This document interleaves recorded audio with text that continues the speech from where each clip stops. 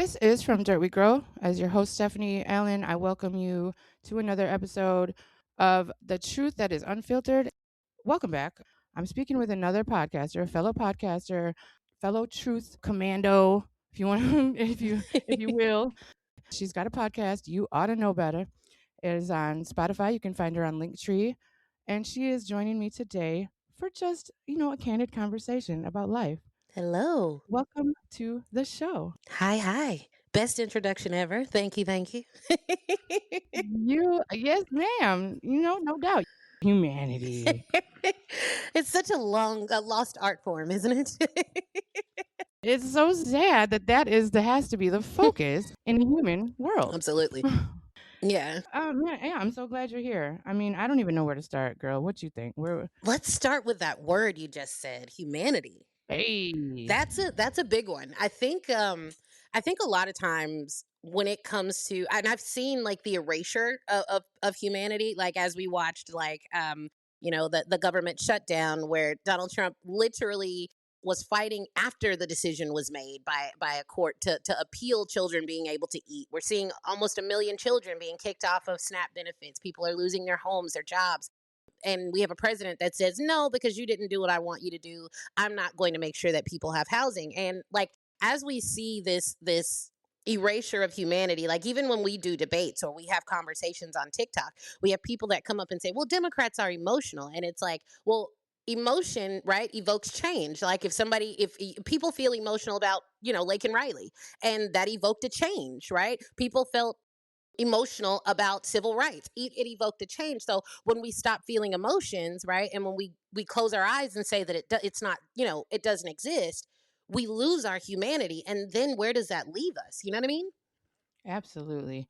And it's I feel it's not emotional. It is rights. Like it's human rights. I'm not emotional because I feel like people should have human rights. You know what I mean? But I know what you're saying. Yes, emotion is important. We have to feel our emotions, or what do we become? Yeah. Rocks? I don't know. So we're going to get into all kinds of things going on right now. He's not only trying to erase history, but he's trying to whitewash history. Hmm. But let's be honest, they've been doing that for years, Yeah. right? So how do we keep history alive? How do we keep true, factual, and Black history alive? Speaking from, because I can't speak for y'all. No, none of us can speak for Black people. So please, what are your thoughts? I say this. Black history has never been something that's been an A-list celebrity, right? It's not one of those things that walks the red carpet. It's not glamorous. It's not, ritzy and beautiful. It is a story of resilience. It's a story of beating the odds. It's a story of struggle. It is a story of creating something out of nothing, and it's a story of power. And I think what happens a lot of times is seeing, right, the way that Black people have come back. Let's think about this. After slavery, right? For example, during slavery, slaves were not allowed to know how to read, right? According to the slave codes after the Stoner Rebellion, they were not allowed to know how to read. After slaves were freed in 1865, some in 1868, the latest was in 1948. She walked onto a road and realized a car drove by, right, because her owner had never told her she was free. So if we look at the story of Black people and we look at the story of Black resilience, Black people taught themselves after slavery how to read, and we caught up in literacy in less than 100 years.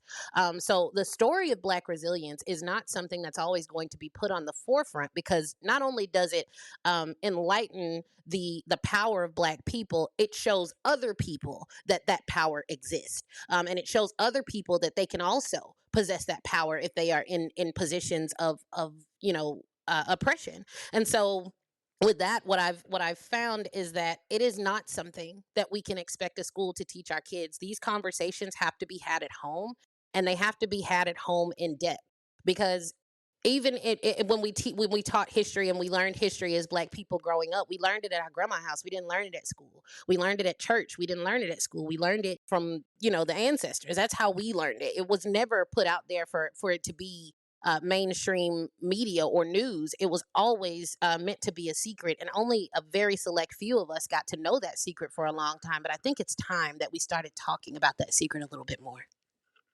You know what's missing from the school's version of it? Emotion. Yes. that part because it's so under valued as far as what the black community has gone through and is still going through. Hmm. In 1964, let's put the Civil Rights Act into quotations. It's just on paper. You know, it didn't change people's minds about how they look at other people and judge other people for who they are. So we can say that these things have been put in place or that happened on paper. This is why these conversations are so important. So thank Yeah, of course. And there's always this idea when we talk about, what would happen if we actually taught Black history? why do we have to have 1 month for Black history when Black people built the fucking nation? Because if you give too much of it, you'll start an uprising. If you give too much of Black history, America will begin an uprising. Because think about it. Let's just unpack it for a second. If you were to tell poor white people, right, that the people that you've told for generation after generation were beneath you are some of the most resilient people in this world, and they're not the criminals and the dangerous folks, and they're the ones that are actually signing your paychecks in a lot of positions. They're the ones that are actually sitting behind the CEO desk in some positions. They would lose their minds. So the idea of putting Black history out there right now would literally, for some people, empower them, right, to be better people. For some others, it would empower them to want to create, to reinforce the hierarchy. And can you guarantee what outcome you're going to get if you roll those dice? I don't think anybody's ready for that, and that is one of the reasons I'm talking about deflection so much, because of the fact that it's like now we don't want to talk about who built America. Now we don't want to talk about that. And the thing about it is, too, if we don't talk, it's not even necessarily to me. What if we started teaching real Black history? What if we started teaching real white history? What if Mm, we actually mm. told the truth about that and literally told people about how so many people were killed that the temperature of the earth went down? We can talk to people about how slaves were branded. We can talk to people about how Wall Street used to be Buttonwood Street, where slaves were the first form of capital, and it was called Buttonwood Street because you had to sell your slaves in a place that was wood fortified in an open area, and it had to have a buttonwood tree next to it, which is why Wall Street had its first name. And from there, in Wall Street, Citibank and JP Morgan Chase still hold assets from the trading of slaves. And they've said this in front of Congress, in their oversight committee hearings. And it's really interesting. We don't want to talk about the truth of white history and what happened in this country so that we can appreciate Black history just a little more. Because when you actually talk about Black history without the preface of white history, we look lazy, we look almost barbaric. Absolutely. That is a good point.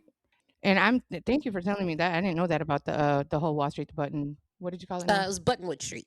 Buttonwood Street. I never heard that. So see how we don't know.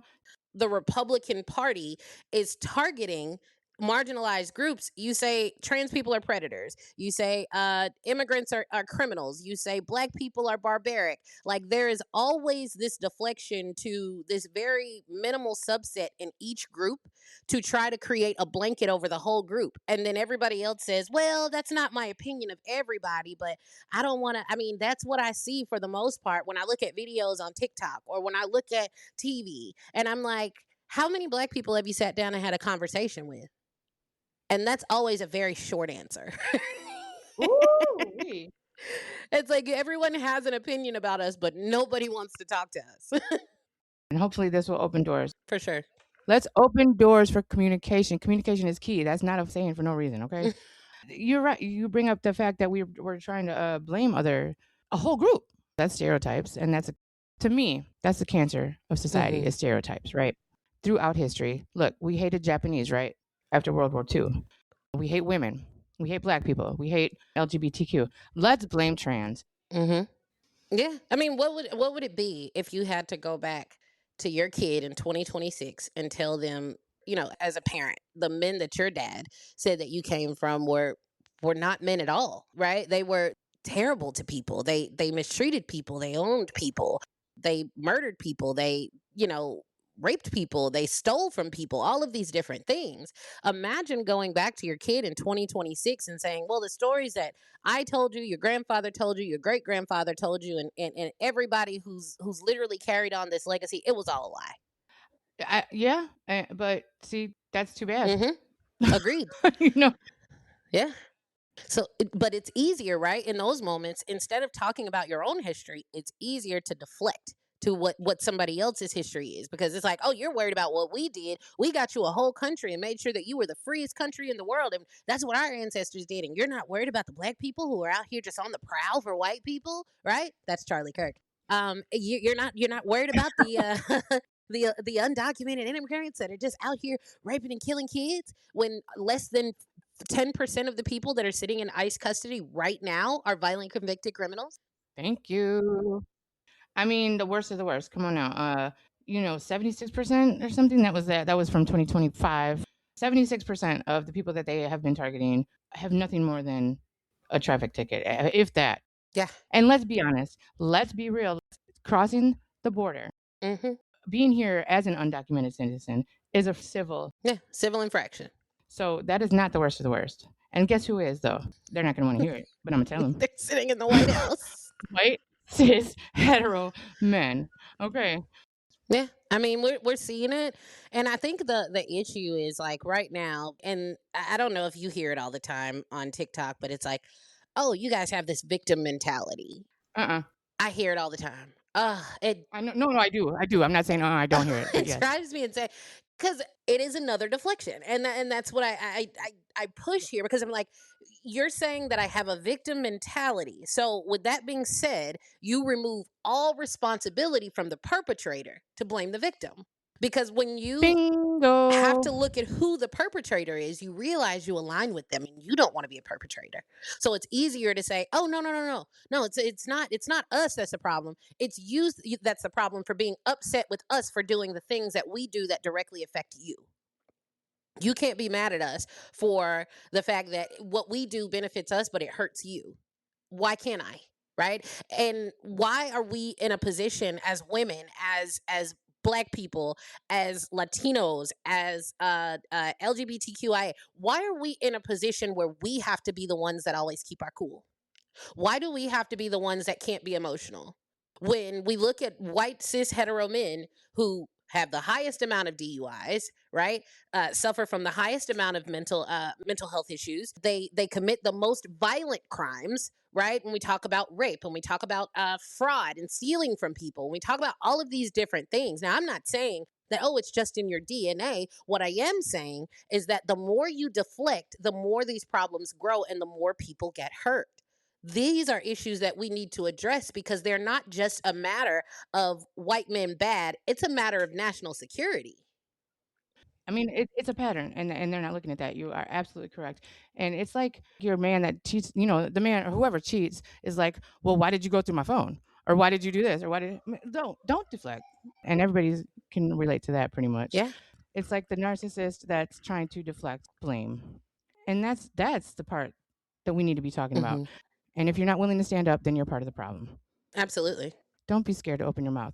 And even outside of white men, like it's the patriarchy as a whole, right? Because we can have Clarence Thomas and we can have Brett Kavanaugh sit on the same Supreme Court with rape allegations, but when Kamala Harris runs for president, we want to know her body count. You know what I'm saying? I'm saying. So it's insane how we don't talk about the double standards. And it's frustrating, because a lot of times the double standards end up hurting marginalized people, because we get, right, it doesn't matter where we go in this country, right? As a smaller group, we are always outnumbered. So it's like, what do you get from oppressing people besides deflecting from your own problems, besides not addressing the things that need to be addressed in this country? Like, what do you get from that? Because at the end of the day, those are people that you say you don't care about anyway. You said Stephen Miller said he Mm, wanted a country of 100 million white people. You don't even want us here. mhm. So why are we the topic of conversation every time you guys have a conversation? Facts. It's that privilege too. And when we were talking about the slave days, right? This mentality, I did the research on it. I did an episode on it. The mentality at that time for white men was a skewed of a vision of work and life and balance, and these everything was skewed for them. It was this privilege, that entitlement. That's that entitlement, and that has been passed on since then into the DNA of white people now. Yeah, absolutely. I mean, there's still an exception in the 13th Amendment. When it comes to this particular subject, it's actually one of my favorites. What people don't realize is the same way that the three-fifths compromise works is the same exact way that we use prison populations today. For example, when the three-fifths compromise happened, it didn't say that that person was three-fifths of a person or three-fifths of a man, even though that was pretty much the language. It meant that they technically had a vote, but it only counted as three-fifths of a vote. So what happens now, right, is in these districts where we actually have prisons, actual prisons, Angola, um, we talk about Atmore in Alabama, all of those different places. What happens is those prisoners are actually counted as residents. And so they don't get to vote, but the amount of them, right, contributes to how many seats that state may get represented in Congress. So we still actually use prisoners in the same sense as we did slaves in the three-fifths compromise today. Yes, ma'am. These are the conversations. Yeah, we got protesters who just been sentenced to 75 and 100 years. We've got people who are arrested for a wave pool, and I made a video about this. But we still haven't arrested anyone for raping children. Not one No, person. nothing. And it's interesting because we want to protect rapists, but we don't want to protect children. Since the release of these Epstein files, I don't know. I personally, just hearing people actually want to defend, the Epstein files. What do you know outside of allegations? Wait a minute. So are you telling me that when if somebody hurt you, right, and you go to the police, would that not be an allegation? Right? So I don't necessarily understand what an allegation, right? How an allegation is different, especially when the person who is alleging this is the same person who won her suit against Jeffrey Epstein's estate. Right? We're talking about a woman who specifically said Trump forced me to do something to him and I bit him and he smacked the shit out of me. He punched me in the face. And nobody's talking about that. Nobody is talking about that. And when we do talk about it, it comes down to, well, that's just that person, what that person said. Yes, it is just what that person said under penalty of perjury to the FBI. I don't know. That holds a little more weight to me. You know what I'm saying? Why can't we listen to the women? Why can't we listen to the victims? I don't know what is going to take to, and it all comes back to humanity. And that was the beginning. And that's not okay. No, we're getting rid of civil rights employees in the White House. We are getting rid of oversight. We're getting rid of watchdogs. We're getting rid of inspector generals. Like the corruption is loud. It's extremely loud, and I think that there has to be more that is done on that side. But I also understand that power only lies on one side in this moment. And so as we look at what is happening, I tell people all the time, like Democrats are pissing me off because they're extremely fucking quiet right now. But I also notice as a person who engages in political science. I'm a political science graduate. As a person who engages in politics as just my daily thing, looking at how much they're putting on the record, holding their feet to the fire, the amount of oversight hearings that are saying, "Hey, I need to enter this. I want you to answer this question directly." Like those are things that, at the end of the day, when this is all said and done, and America actually has to try these criminals in court, right? It's going to come down to what did you have on record and what can you prove? As much as we don't like that, that's the American justice system. And what I believe is going to happen, I think we're going to see a lot of preemptive pardons. But I also believe that because of the fact that they have fucked over so many states, can we curse here? Yes, ma'am. I've done it a million Oh, times. okay. Just the fact that we have fucked over. I love that word. I'm Me sorry. too. It's my favorite, especially motherfucker. So diverse. Ugh, You can use it for everything. touches my soul. It does. I know, right? But I think we're gonna see like hella preemptive pardons, and once we see those preemptive pardons, that is the part I'm the most excited about. And I know people are like, why?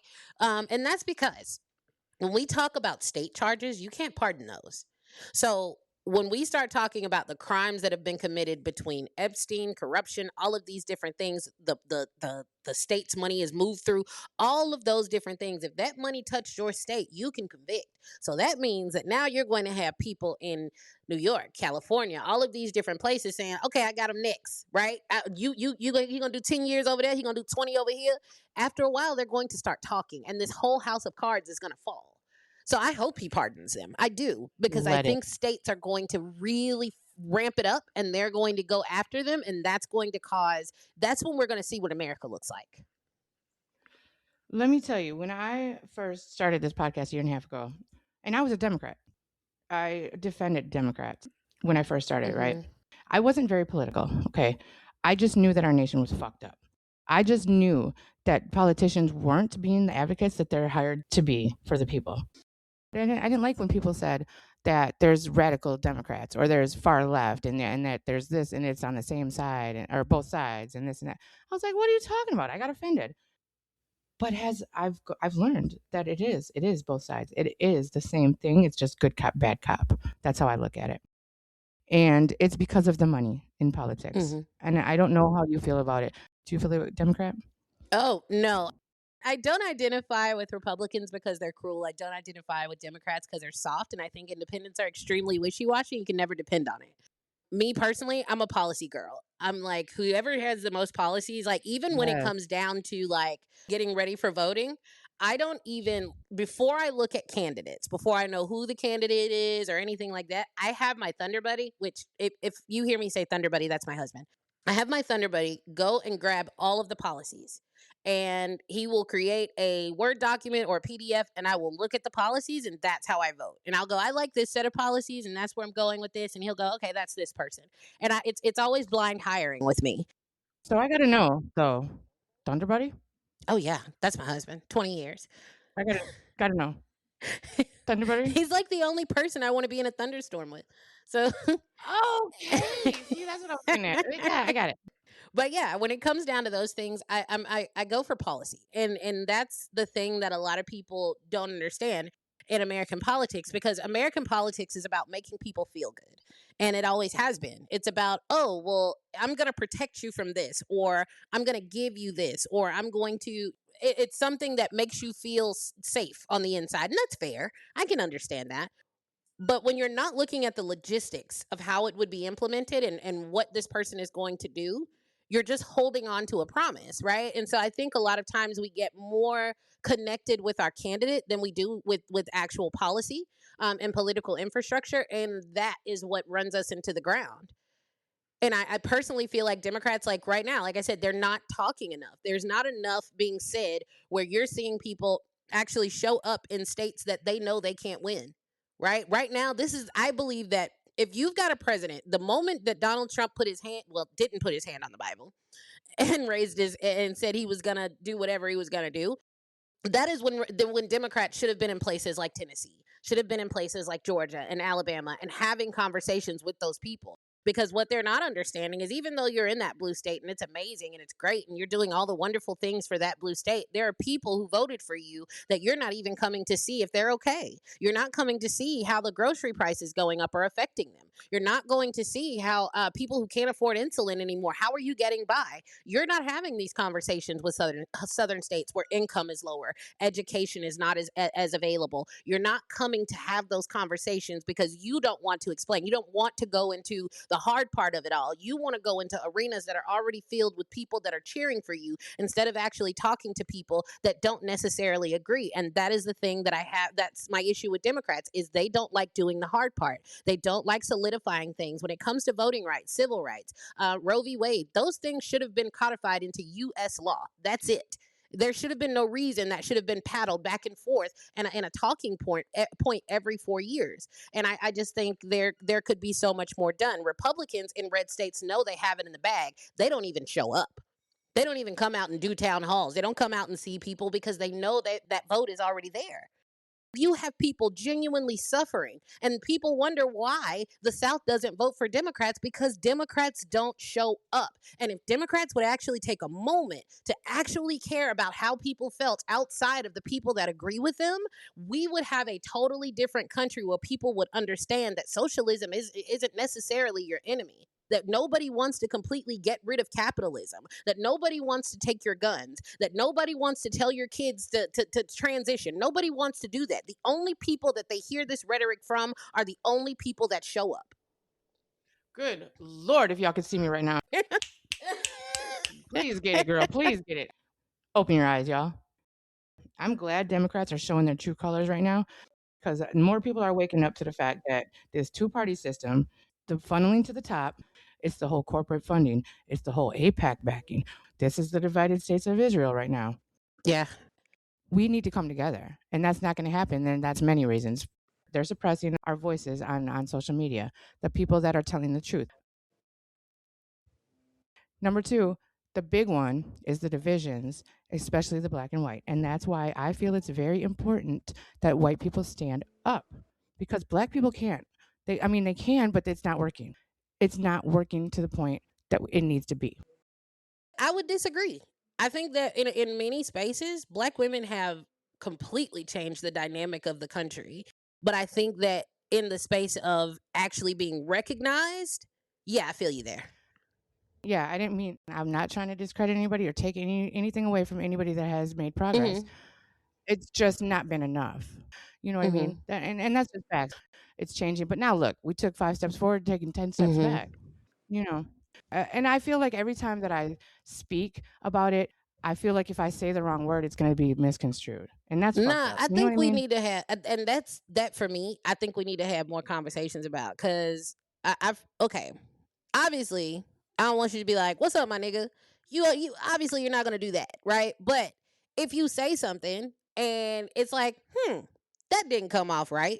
It shouldn't be an all-out attack, especially when we know the intention, right? When we know the intent, like, granted, impact over intent, we get that.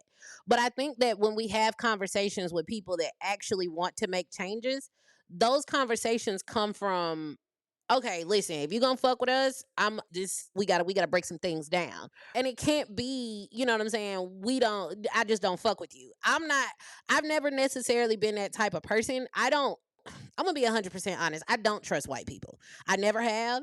I probably never will. And that's simply because of my life experience. I grew up in Homewood, Alabama, and I went to a high school where we had a redneck parking lot. Black people could not park in that parking lot or your car got vandalized and nothing happened.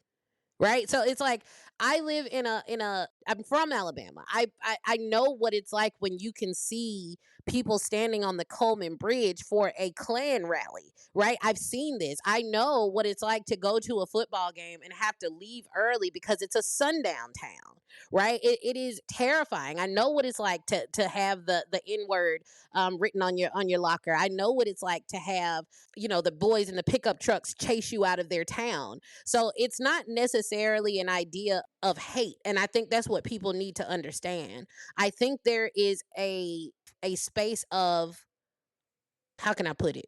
I think there's a space where black people are simply tired of giving chances to a community that constantly tells us, okay, I got you. And then when you're around people who you don't want to be ostracized from, or you are in groups that you don't want to be ostracized from, or you're in a position where you actually have a chance to speak up, or you are, positioned in certain spaces that require you to be, wishy-washy. That's not fair to me as a person, because if I have just a friend that I kick it with every single day and that's my friend, I expect you to show up for me because I'm going to show up for you. And I don't get to pick and choose when I show up for you based on who may like me after. Right? Because what happens to you, if they are able to get it over on you, they're surely coming for me. Right? So it is almost always this instinctive measure for black people to be protected, or protective, excuse me, because of the fact that we know that when something can be implemented in this country on a group of people whose voices are louder than ours, that it can easily be implemented on us. And when we have to constantly say to people, hey, listen, this is me as a human, and we have to constantly explain our humanity, that makes people stray away. That makes people not want to have those relationships. I'm not going to say that in the time that I've known you, and it's been what, a week and a half, 2 weeks, we met each other, and I've sat in your live, and there is not one time where I could say that I felt like you didn't understand the assignment. You know what I mean? Like, it's not to say I just don't like white people. It's to say that my experience has shown me that when it comes down to it, if I have to be in a situation and I have to depend on a white person to stand up for me, I have to prepare to stand up for myself, because there's never going to be a space where if that person isn't attacked, I'm not going to be next, right? In that particular situation, even in spaces where you mean good, you could say something to somebody and they could whoop your ass and then come for me just because you're an N-word lover. You see what I'm saying? Like, you're not even safe with your own people when you fuck with us. So it's like, what do we do? Like, how do we reconcile with that? How do we reconcile with the stories that our grandmothers have told us, when we know that those same stories of those people doing horrible things to our families are people that are on police forces and are sitting on benches as judges making decisions on whether we should be able to not go to jail for 30 days on a parking ticket,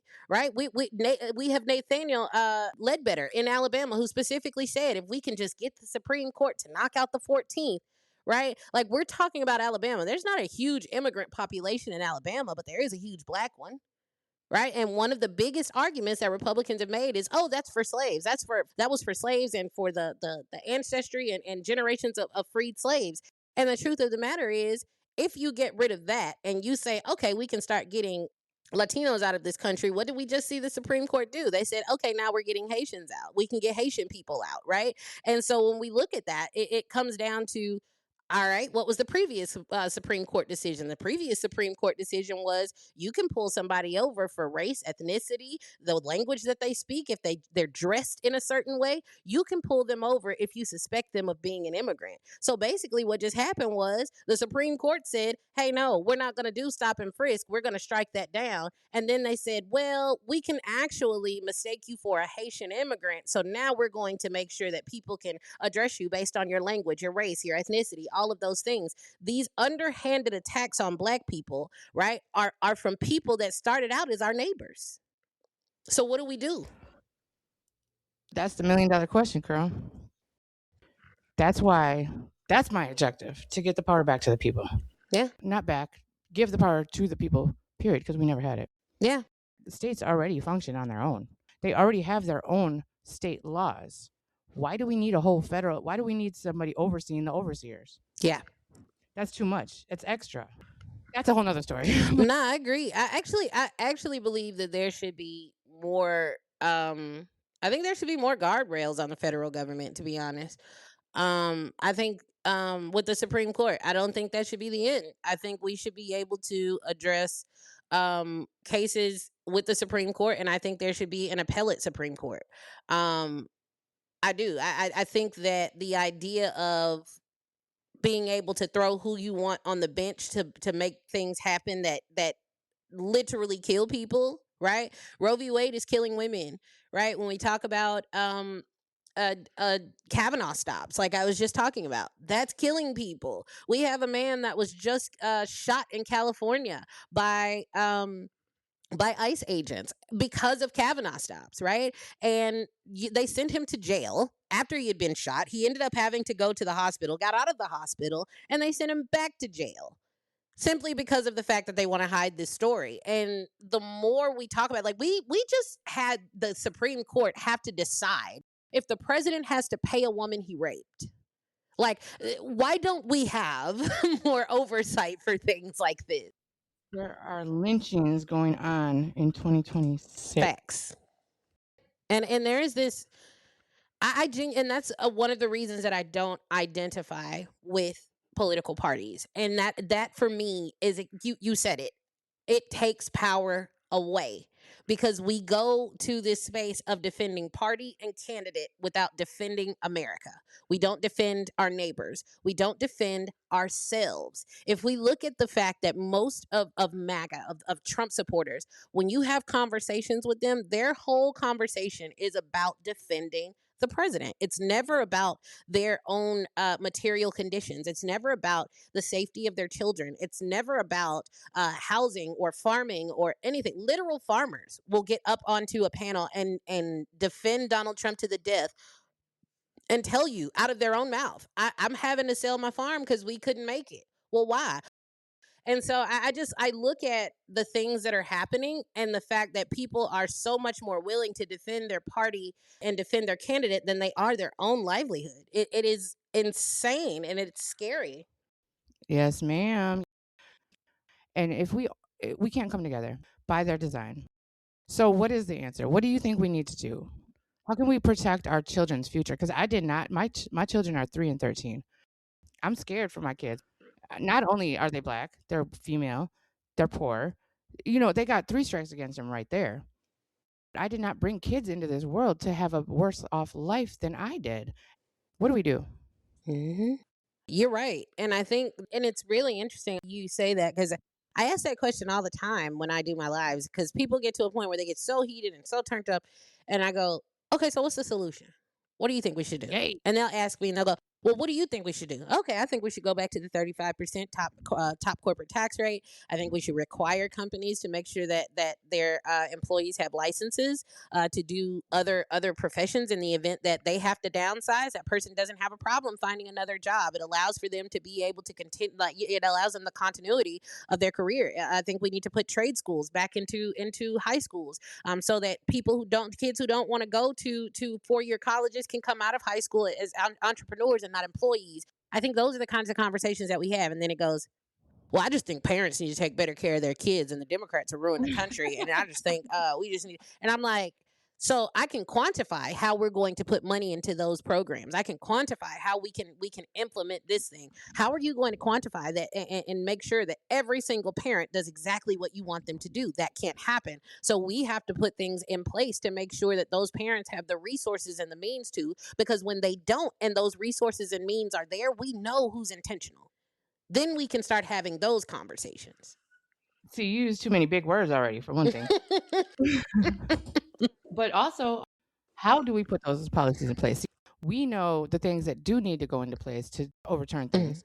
So how do we get so we have this solution but that's not a solution, that's an idea right now mhm. because it's not something that we can implement from our level. Yeah. We get rid of establishment, everything. Everything establishment, whether it's Republican, Democrat, Independent, get them out. And how do we do that? Well, that starts with voting. That starts with us having better conversations. And those conversations are not conversations that you can say, oh, well, that person doesn't agree with me. My neighbor is a Republican. I see the Trump sign in her yard. No, go invite your neighbor over and have a conversation with your neighbor. And you don't have to change your neighbor's mind. You just have to make your neighbor curious. Like people get into this mindset of somebody says I voted for Trump, and you immediately get into defense mode, and it's time to put your dukes up. You want to we ready to nuck if we buck the moment that somebody says it. But if we actually sat down and we listen, most of these people, right, that I talk to who genuinely are like, hey, I voted for Trump because this, and this, and we actually run the numbers and look at it and I show them the numbers, they go, I didn't know that. Wait a minute. So you're telling me, and then they start asking other questions. And then when they start asking other questions, they go, well, wait a minute. So how does that look for? And then you start answering those questions. And you eventually end up with what's called, and a lot of people don't know this, a conversation. So Oh, what is that? that thing actually, it still works, right? And we don't have to attack people in order for them to know that they made a bad decision. Now, I don't necessarily have any types of kumbayas that I want to do with MAGA, but I'm happy to have a conversation with them if they want to. So, but my whole thing is, like I said, it comes down to voting. Because if we think about it, most red states aren't as red as you think they are. Most of the time, people in red states believe, what is the point of me voting if it's a red state? No, they're not going to win anyway. Well, that's interesting because 2 million other people think that way. And if all 2 million of them showed up, do you think it would still be a red state? Right? The kinds of conversations that we have to start having around politics can't happen every 4 years. They have to continue every time we have a conversation. I don't blame people that honestly, I do not blame in this day and age people that do not vote because they're tired of voting for the lesser of two evils. Hmm. Okay. They're not going to tell us the options that we do have because they do not want us voting for people that are not backed by the money because the money wants to stay, they want to stay on top. So the people that are running out right now in 2026 are not getting their voices out. If you don't vote for them, then you're going to get the same thing over and over. So it's up to us to do the work because nobody's coming to save us. America hasn't gotten over its obsession with comfort, and that's something that goes directly to voting. Because if we think about it, right, when we think of comfort, we think of convenience, Instacart. We think of things like drive-throughs, right? Things that make our lives a little bit simpler. Being able to do everything online, scanning a menu to look at the AI. yeah AI, all of those things, just to be able to type a question and get the answer right there, no questions, no research, nothing. Right? Confirmation bias is convenience. And what happens, right, is that if a person is not willing to do the research and you've made them comfortable with the candidate because the candidate is screaming everything that they want to hear, and they come back and the confirmation bias that they're giving you is undocumented immigrants are just killing everybody.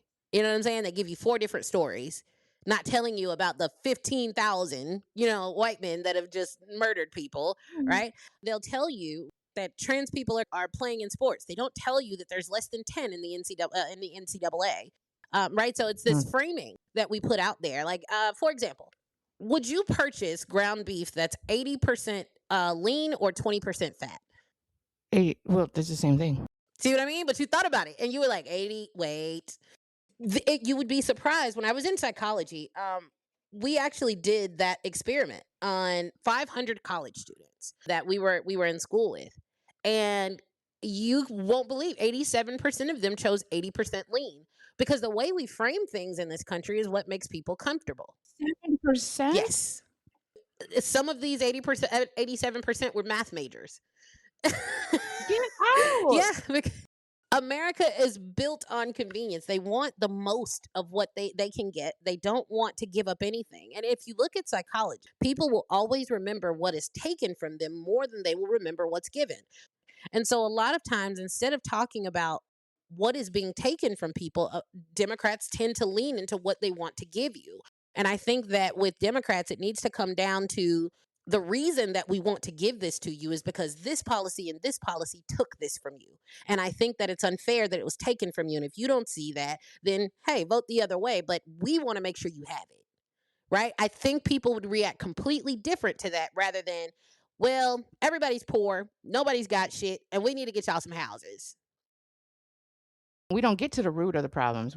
The root of the problems in the justice system. We don't get to the root of the problems in education. We don't get to the root of why credit system means Hmm. taxes ain't fair. Hmm. Of homelessness. We slap band-aids on them and call it a day. And that's normalized. And that's another thing, the normalization of things that are absolutely not normal.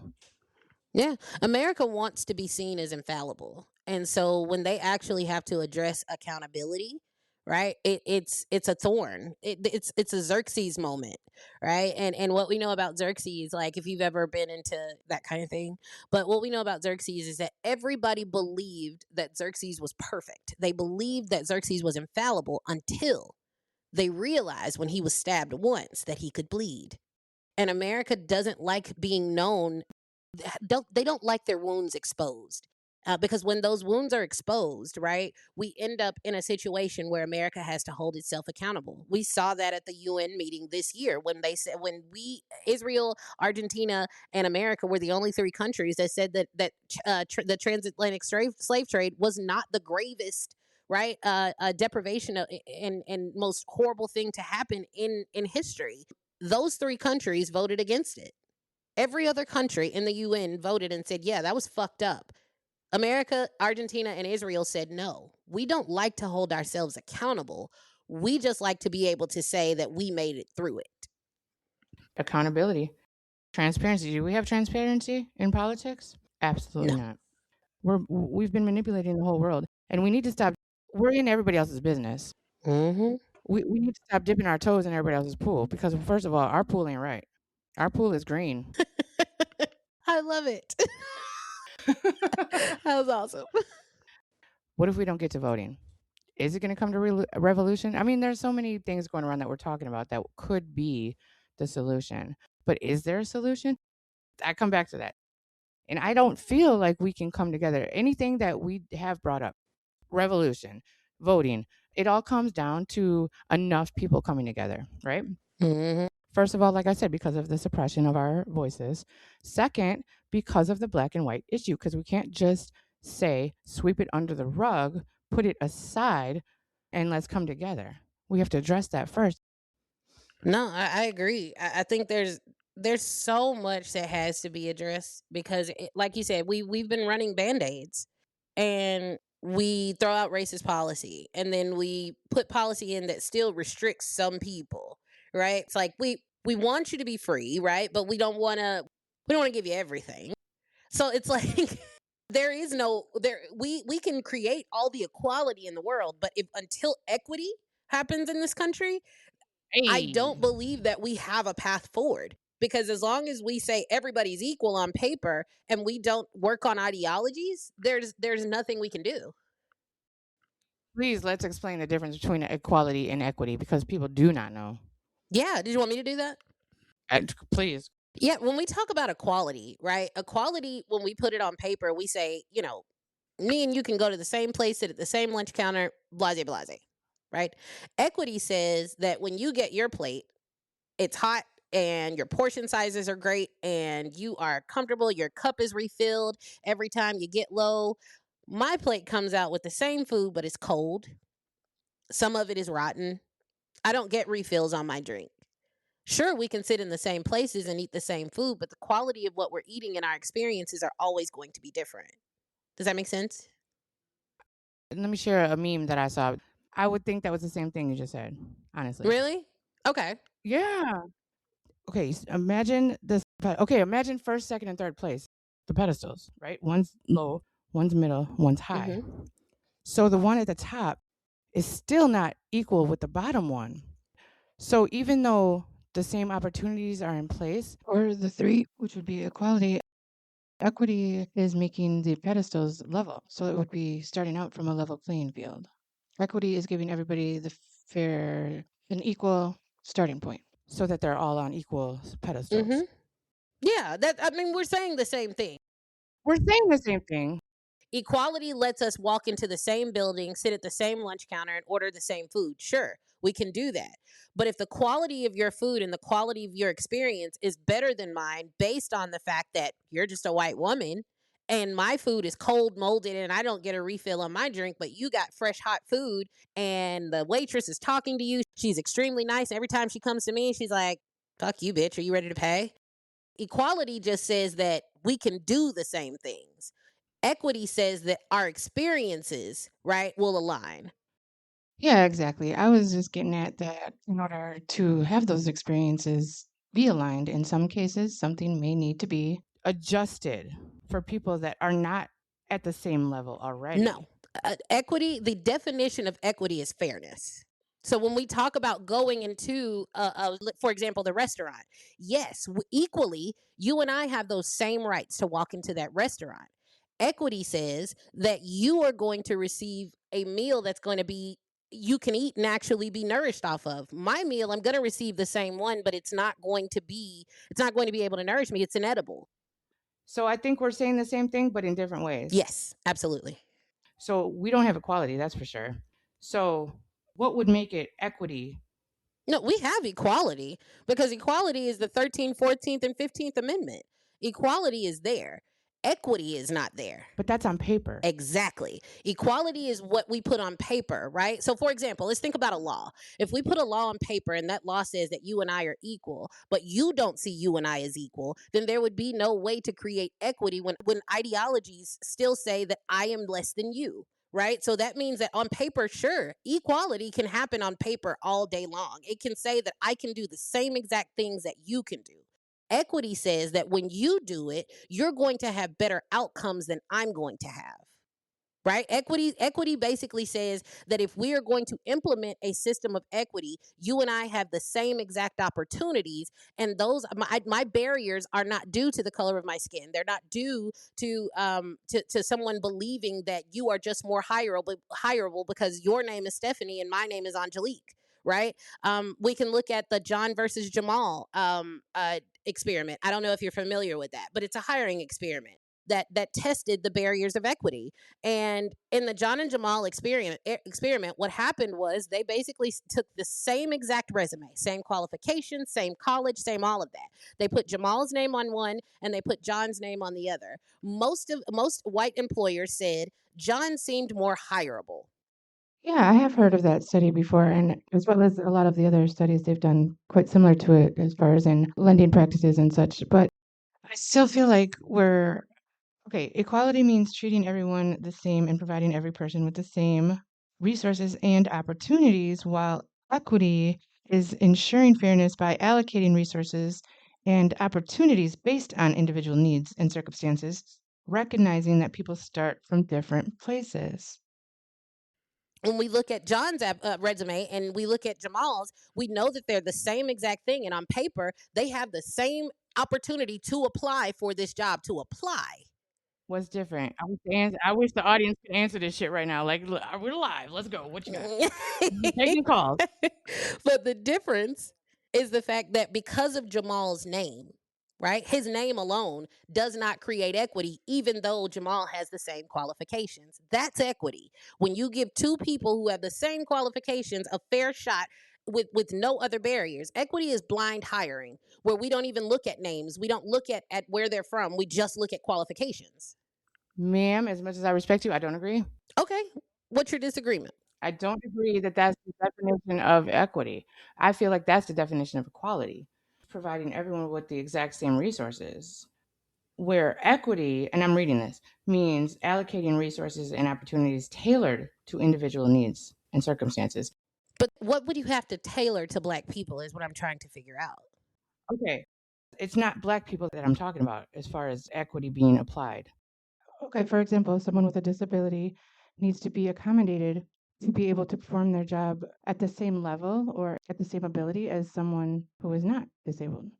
Because the person with the disability is already at a disadvantage. So if you level the playing field so that each person has the same chance, Mm-hmm. it's like running a race and you're starting at the same point. It's an Mm-hmm. equitable advantage for all to be able to expect a fair outcome. I see what you're saying, but if we talk about DEIA, that would be the A. That's accessibility, right? So that accessibility also creates equity. So I think, and the reason I say I disagree is because there is an argument that is constantly used, especially by, and don't take this personal because I'm not talking about you directly, by white supremacists, and it is we have to lower standards for Black people to get jobs. You see what I mean? And when we say things like, well, we have to tailor it for certain people, well, no, these people are all equally qualified, right? Equality says that we have the same opportunities and rights. It says that we possess them, right? It doesn't say that other people have to respect them. It doesn't say that people have to actually acknowledge them. It just says that we have them. Okay, here's another one. Great example. In the city, there are bus services available. I live outside the city. I can't get a bus. That's not fair. I see what you're saying. I see where you're going. But let's think about this. If I'm an employer, I've been an employer for a while. If I'm an employer, the outliers that you put out there, I don't know those when I'm looking at somebody's resume. In terms of, so if I'm looking at Jamal and John's resume, they both have the same qualifications, right? And I'm looking at their qualifications because Jamal graduated from the same school John graduated from. If I'm looking at John and Jamal's resumes, I'm not thinking that Jamal doesn't have a car. I'm not thinking that Jamal is oppressed or unable to do X, Y, and Z. And the reason I'm not is because as an employer, what I'm looking at is qualifications. I think I see where we're having this disconnect here. So what when I'm explaining this equity thing, I'm not talking about the employer leveling the playing field. I'm talking about the government. That's the government's job to put buses in the places where there aren't so that anywhere you are, we have the same access to the same resources. It's the government, not the employer. Right. But the thing is, in this moment, right, what we're talking about is qualifications. But what I'm saying is, the idea is not to minimize or make something different from another group. It is to make sure that everything is available for everyone to succeed equally. And it doesn't require you to change anything for anyone because they may be quote unquote less than. That's not necessarily how that works. We're saying the same thing this whole time, and Oh we're no, arguing. we No, we're did not that. arguing. Yeah, it's definitely a very deep conversation, and I think a lot of people when it comes to this conversation, because those are two words that get used interchangeably. When they do get used interchangeably, those definitions get misconstrued, and when the definitions get misconstrued, and then we start talking about equity, it's a pain point for a lot of people because it comes down to a space where, oh, not for me, I'm good. And that's something that I hope you, if you're listening to this, I hope you understand is that we are speaking from two different experiences. And sometimes those experiences don't look the same. So her definition of what equity may look like in this country may be completely different from mine, what mine looks like. Because when we look at DEIA, it's not a policy, it's not a bill, it's not a House bill or whatever. It is an idea. And when we have ideas, we are allowed to explore those. So I think that it's important that like this conversation, I think is extremely important that we had it, because you get to see equity in a space where I don't get to see equity, where I don't see equity the same as you do. However, the same way that you look at equity and the idea of how you want to implement it is also beneficial for everyone. So even if our definitions don't match, right, word for word, the idea of wanting to make sure that everyone not only has the same opportunity but also the same access doesn't change when she says it or I. The idea of how we picture it in our minds, yeah, we see it different, but when we verbalize those definitions, we're saying the same thing pretty much. Hey, absolutely. And I feel like this was a great lesson for everybody how to converse without coming away hating each other. Even though like we both are like we don't mess with political party, but we had a disagreement, and in that disagreement we talked through that shit. We didn't have to disrespect each other, we didn't have to tear each other down, we didn't have to throw each other under the bus. No transportation joke, pun intended. But I see what you did there, girl. That was clever. we didn't have to throw each other under the bus, and we didn't have to stop talking. I actually look forward to doing another pod because of the fact that this is absolutely amazing that this conversation could go the way that it did, that it can get touchy and we can go, okay, let's break down that piece because that's where I'm getting lost, or wait, let me explain it from this perspective, or the even different examples that we use to help each other understand. I can say that I understand equity from your position a lot more right now than I did when you first started explaining it. And I appreciate you explaining it to me because now I have a different perspective to work with. So I think that's how we need to start having conversations in this country, because we continue to keep making things contentious. Not you, I'm talking about the country. We continue to keep making things contentious. And like Steph said, like, that doesn't present solutions. It just doesn't. And the more we have conversations, we both come to the conclusion just in this chat, as much as it felt like to some of you who might be listening, oh, they disagree, and so da da da da. No, we had a real conversation about what we want America to look like. And with that being said, in that space of being able to understand her perspective and her being able to understand mine, if we were to sit down and partner on a bill and both understand each other's perspectives, we would change the whole fucking dynamic of the country for everyone, because we're not just sitting in this box of our own, believing what we want to believe and only wanting our biases to be confirmed. That part. Well said, girl. And hey, I'm down anytime you want to start writing some bills and coming up with some solutions. Let's get it. Let's get our heads together. But yeah, I'm super glad that this is dope. Like, you have a really cool pod. I really really enjoy your space. That was cool. That was really cool. Well, thank you so much. And thank you for agreeing to join me today. I thoroughly enjoyed our conversation and I'm looking forward to the next one. Well, you'll be on my pod next once I start doing actual, like, because I'm gonna start doing more long form towards the YouTube side. But right now I'm just running with Spotify. But I definitely want to have you on, because that would be really cool. We could talk about a lot of shit. Hey, absolutely. I'm with that too. Just tell me when and where. I will be there. Oh yeah. All right. So before we get up out of here, please tell us where we can find you on socials and for the pod. It's gonna be You Ought to Know Better on Spotify and Apple Podcasts. You guys can check them out there. We talk about a lot of things, and instead of like talking about surface issues, I like to destruct the details. Also, if you guys want to follow me on TikTok, my TikTok is Political Unicorn.